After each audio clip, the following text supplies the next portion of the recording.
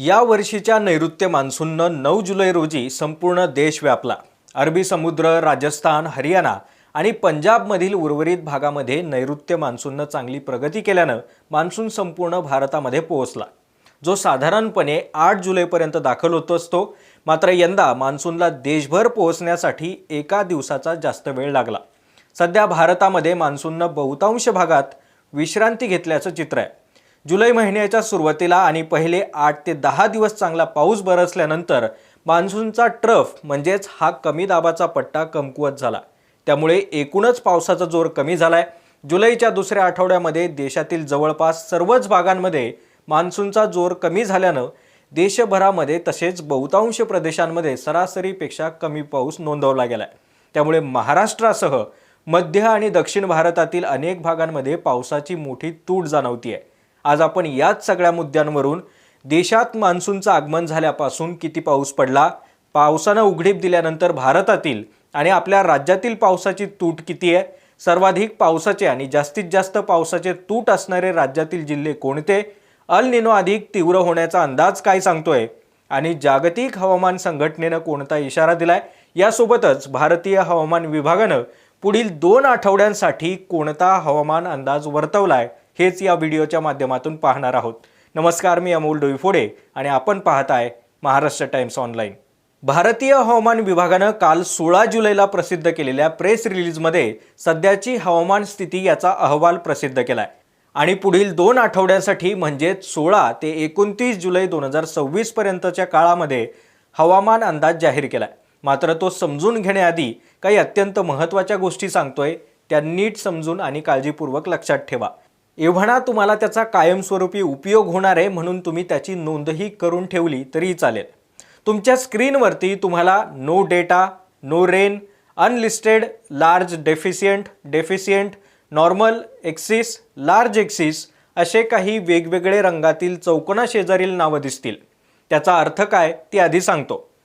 पहिला रंग आहे राखाडी, म्हणजेच काय तर पावसाची माहिती उपलब्ध नाही।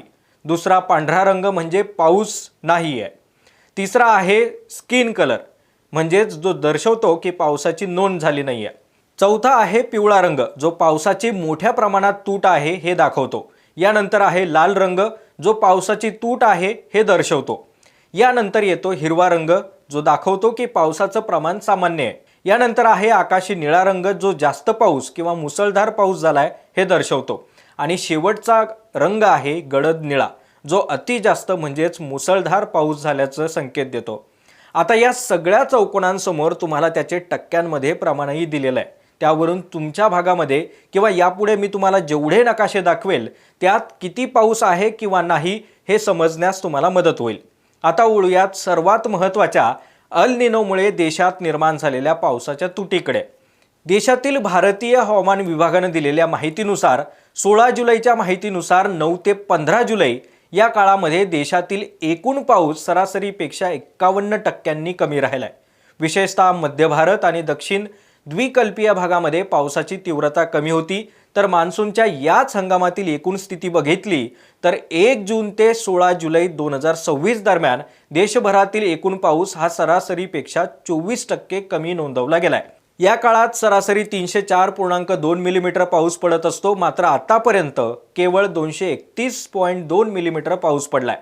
IMDनं दिलेल्या माहितीनुसार भारतातील 9 ते 15 जुलै 2026 हा एक आठवडा आणि मान्सून सुरू झाल्यापासून म्हणजेच 1 जून 2026 ते 16 जुलै 2026 या हंगामाचा आपण पावसाचा आलेख बघितला तर मान्सूनचा प्रत्यक्ष पडलेला पाऊस आणि सामान्यपणे पडणारा पाऊस यात मोठी तफावत दिसेल। 9 ते 15 जुलै 2026 दरम्यान या मागील आठवड्यामध्ये प्रत्यक्ष पडणारा पाऊस हा 31.2 मिलीमीटर आहे, तर सामान्यपणे हा पाऊस 63.8 मिलीमीटर आहे।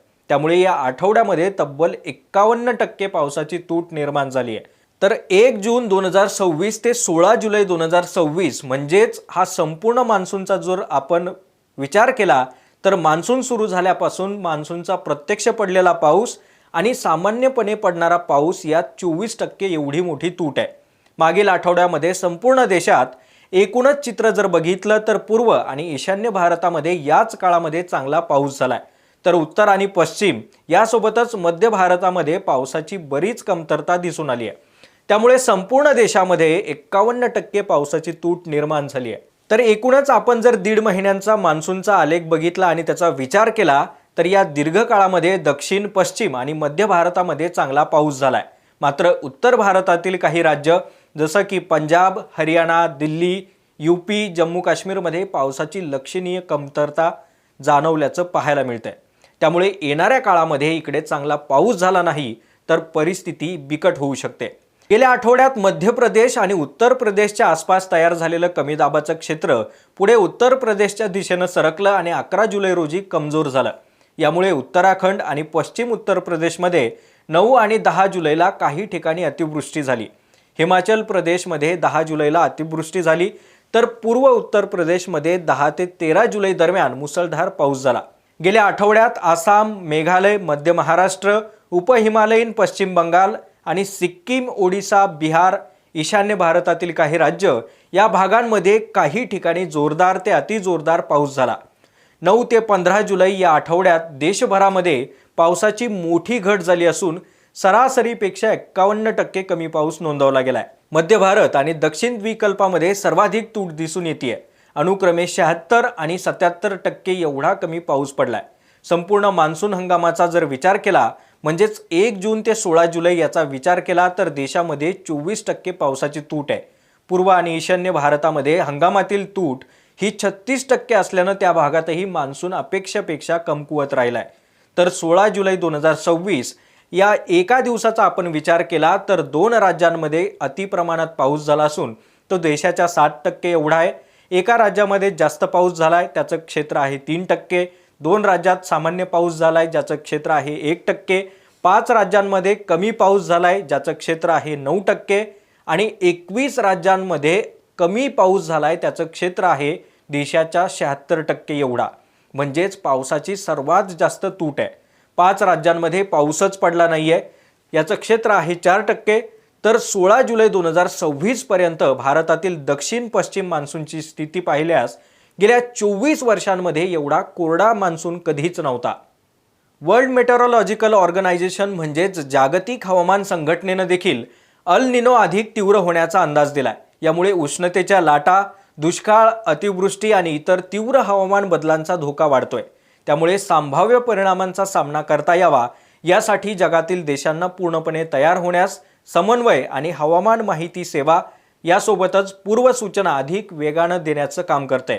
एवढे सर्व गंभीर चित्र बघितल्यानंतर सर्वांनाच प्रश्न पडेल की देशामध्ये पाऊस आहे की नाही। तर मान्सूनच्या हंगामामध्ये प्रशांत महासागरातील विषुववृत्तीय भागामध्ये सध्या अल निनोची स्थिती कायम आहे। समुद्राच्या पृष्ठभागाचं तापमान हे सामान्यपेक्षा जास्त आहे आणि मान्सूनच्या उर्वरित काळामध्ये अल निनो आणखी मजबूत होण्याची शक्यता वर्तवली जाते। हवामान विभागाने दिलेल्या अंदाजानुसार पुढील 2 आठवड्यांसाठी पावसाचा जर आपण विचार केला तर पहिला आठवडा म्हणजे 16 ते 22 जुलै 2026 पर्यंत कमी दाबाचं क्षेत्र असणार आहे।